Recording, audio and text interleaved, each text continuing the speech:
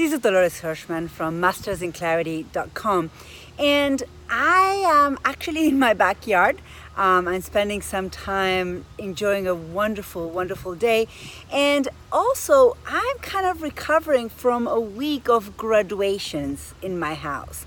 My oldest son graduated from high school this past weekend, and my middle school child, I have 4 kids, so 2 of my 4, also he graduated from middle school, so he's moving on to high school. But as I thought about, I was in their ceremonies and the diploma ceremonies, and I kept thinking, what does it take for that day to happen? What does it take for us to be celebrating that moment with our children?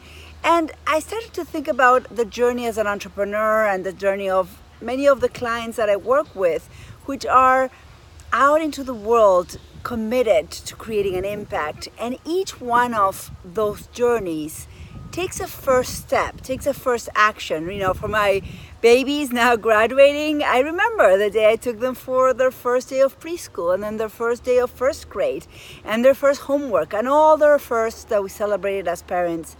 But as an entrepreneur, sometimes we imagine where we're going in such detail that we fail to design that first step, because we feel that first step is not big enough, that first step is not really what's going to realize that big dream that we have at the end of the road. But when I coach my clients and when I think of my own journey, I always try to think about what I call the minimum viable action, or the minimum viable product. It's called the MVP. It's actually comes out of a philosophy of innovation and product development from a book called Lean Startup from Eric Rice.